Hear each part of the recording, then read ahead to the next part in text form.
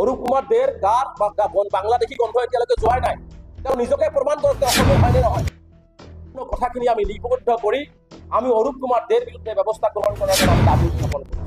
Executive member বহুত ডাঙৰ বস্তু নহয়তো যে একেবাৰে মুখ্যমন্ত্ৰীৰ লগত সমতুল্য, প্ৰমোদ বড়ো ডাঙৰীয়াৰ লগত সমতুল্য, এনেকুৱা নহয়তো। এটা পঞ্চায়ত পৰ্যায়ৰ প্ৰেচিডেণ্টৰ সমতুল্যহে এটা ইয়াত মানে অভদ্ৰ, আক্ৰোশমূলক, অসাংবিধানিক কথা বাৰ্তাবিলাক নকৈ যদি ৰাজনীতি কৰিবৰ মন আছে, সবকে সাথ সবকে বিকাশ সবকে বিশ্বাস যি তেওঁলোকৰ শ্লোগান আছে, এই শ্লোগানক সাৰথি কৰি সকলো জাতি জনগোষ্ঠীৰ লগত লৈ চলাৰ মানসিকতা তৈয়াৰ কৰক। কোকৰাঝাৰ প্ৰেছ ক্লাবত আমচুৰ সংবাদমেল। বিজেপিৰ চৰকাৰৰ EM অৰূপ কুমাৰ দেৰ বিৰুদ্ধে সৰব আমচুৰ সভাপতি ৰেজাউল কৰিম চৰকাৰ। যোৱা 7 তাৰিখে ফকীৰাগ্ৰামৰ নামাপাৰা ভূমিকেন্দ্ৰিক সংঘাত কেন্দ্ৰ কৰি যি মাৰপিটৰ ঘটনা EM অৰূপ কুমাৰ দেৰ দ্বাৰা সৃষ্টি হৈছে বুলি দাবী আমচুৰ। অৰূপ কুমাৰ দেৰ বিৰুদ্ধে এই ক্ষেত্ৰত ৰাজ্যৰ মুখ্যমন্ত্ৰী আৰু BTR চিফ প্ৰমোদ বড়োৰ তদন্তৰ দাবী উত্থাপন কৰে আমচুৱে। অৰূপ কুমাৰ দেৰ নাগৰিকত্ব লৈ সন্দেহ প্ৰকাশ কৰে আমচুৱে। EM গৰাকীৰ নাগৰিকত্বৰ ওপৰতো এক তদন্তৰ দাবী কৰে আমচুৱে। আমচুৰ সভাপতি ৰেজাউল কৰিম চৰকাৰে সমগ্ৰ ৰাজ্যৰ লগতে BTR-বাসীক শান্তি শৃংখলা বজাই ৰাখিবলৈ অনুৰোধ জনোৱাৰ লগতে এই ঘটনা কোনো সাম্প্ৰদায়িক ঘটনা নহয়, এটা পৰিয়াল আৰু আন এটা পৰিয়ালৰ ভূমি কিনা বেচা কৰা পাৰিবাৰিক ঘটনা। BTCৰ EM তেওঁ নিজকে বহুত ডাঙৰ মানুহ বুলি ভাবে।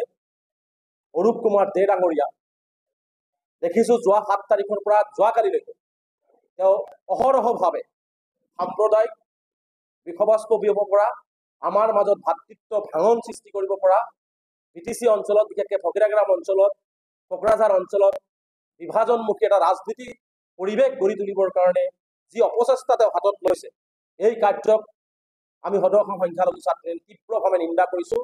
আৰু স্পষ্টভাৱে BTRৰ EM নিজকে অসমৰ মুখ্যমন্ত্ৰীতকৈও ডাঙৰ বুলি ভবা, BTCৰ CEM প্ৰমোদ বড়ো ডাঙৰীয়াতকৈও ডাঙৰ বুলি ভবা অৰূপ কুমাৰ দে ডাঙৰীয়াক আমি ক'ব বিচাৰিছোঁ, এনেকুৱা ঘৃণনীয় সস্তীয়া নিজৰ ৰাজনৈতিক স্বাৰ্থ লাভালাভৰ কাৰণে এনেকুৱা নিকৃষ্টতম পন্থা নল'বৰ কাৰণে আমি স্পষ্টভাৱে অকিয়াইছোঁ।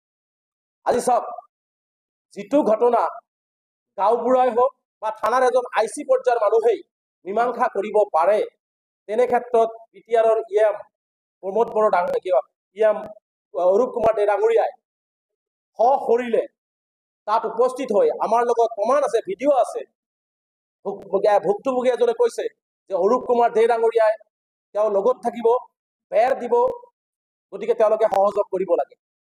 তেওঁ কি আইনৰ ওপৰত নেকি? তেওঁ সেই কথাটো কৈ এই মানুহখিনিক উত্তেজিত কৰা হৈছে।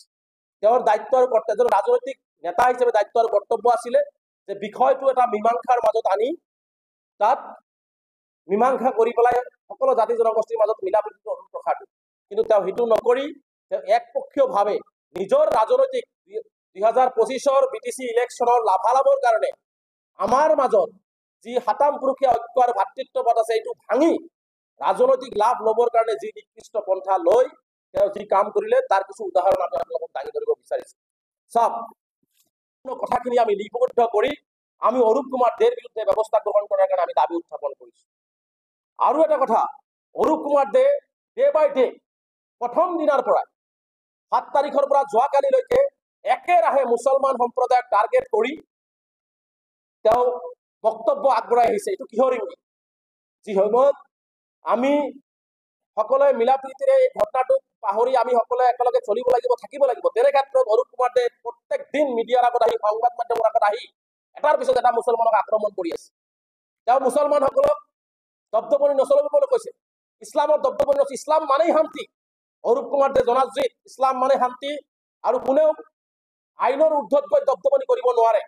অৰূপ কুমাৰ দেও কৰিব নোৱাৰে, মুছলমান সম্প্ৰদায়ৰ মানুহও কৰিব নোৱাৰে। আইন ভংগ কৰি কোনো দপদপনি কৰিব নোৱাৰে। যদি কোনোবাই আইন ভংগ কৰি দপদপনি কৰে তেনেহ'লে আইনৰ ব্যৱস্থা হাতত ল'ব। অৰূপ কুমাৰ দে আকৌ এটা কথা কৈছে যে এইবোৰ বাংলাদেশী, এইবিলাক বাংলাদেশী মানুহ। মোৰ এতিয়া সন্দেহ হয়, মই আপোনালোকক স্পষ্টকৈ কৈছোঁ, অৰূপ কুমাৰ দেৰ গাটো এতিয়াও বাংলাদেশী গন্ধ যোৱাই নাই। অৰূপ কুমাৰ দেৰ গাৰ বাংলাদেশী গন্ধ এতিয়ালৈকে যোৱাই নাই। তেওঁ নিজকে প্ৰমাণ কৰক তেওঁ অসমীয়া হয় নে নহয়। অসমীয়া ভাষাটোকে শুদ্ধকে ক'ব নোৱাৰা EM অৰূপ কুমাৰ ডাঙৰীয়াই বেলেগক বাংলাদেশী কোৱাৰ আগতে নিজৰ গাত চিকুটি লওক তেওঁ ক'ৰ পৰা আহিছে তাৰ স্পষ্ট স্থিতি গ্ৰহণ কৰক। এতিয়াতো আমাৰ সন্দেহ হয় যে তেওঁ ভাৰতীয় নাগৰিকত্ব কেতিয়া লৈছে তাৰো এটা ইনকুৱাৰী হ'ব লাগে, কাৰণ তেওঁ এটা সাংবিধানিক পদত বহি আছে, গতিকে তেওঁৰ নাগৰিকত্বৰ প্ৰশ্ন উত্থাপন কৰিছো, তেওঁৰ নাগৰিকত্বৰ ওপৰতো এটা ইনকুৱাৰী অসম চৰকাৰে দিব লাগে।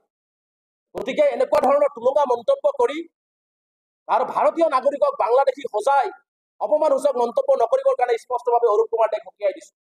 লগতে আৰু এটা কথা তেওঁ ক'ব বিচাৰিছে যে সমগ্ৰ মানুহ অসমত নাথাকি ক'ত বা বেংগলত যাই থাকিব লাগিব। এইটো অৰূপ কুমাৰ দেৰ পৈতৃক সম্পত্তি অসম বা বিটিআৰ নহয়। ইয়াত অসমত প্ৰত্যেকটো জাতি জনগোষ্ঠী ধৰ্মাৱলম্বী লোকে বসবাস কৰি আছে আৰু ইয়াত বসবাস কৰি থাকিব। এইটো অৰূপ কুমাৰ দেৰ ধমকিত কোনো সংখ্যালঘু যাই বেংগলত বসবাস কৰিব লাগিব তেনেকুৱা কথা হ'ব নোৱাৰে। গতিকে এনেকুৱা ধৰণৰ পাতল আৰু তৰল মন্তব্য কৰি তেওঁ যে এটা পঞ্চায়ত লেভেলৰ প্ৰেচিডেণ্টৰ যোগ্য, তেওঁ যে তেওঁ কৈছে মই এক্সিকিউটিভ মেম্বাৰ, মই কোন হয় এক্সিকিউটিভ মেম্বাৰ বহুত ডাঙৰ কথা, ডাঙৰ বস্তু নহয়তো যে একেবাৰে মুখ্যমন্ত্ৰীৰ লগত সমতুল্য, প্ৰমোদ বড়ো ডাঙৰীয়াৰ লগত সমতুল্য, এনেকুৱা নহয়তো, এটা পঞ্চায়ত পৰ্যায়ৰ প্ৰেচিডেণ্টৰ সমতুল্যহে এটা ইয়াত। গতিকে তেনেকুৱা মানে অভদ্ৰ আক্ৰোশমূলক অসাংবিধানিক কথা বাৰ্তাবিলাক নকৈ যদি ৰাজনীতি কৰিবৰ মন আছে, সবকে সাথ সবকে বিকাশ সবকে বিশ্বাস যি তেওঁলোকৰ শ্লোগান আছে, সেই শ্লোগানক সাৰথি কৰি সকলো জাতি জনগোষ্ঠীক লগত লৈ চলাৰ মানসিকতা তৈয়াৰ কৰক। কিন্তু এনেকুৱা নিম্ন খাপৰ মানসিকতা তৈয়াৰ কৰি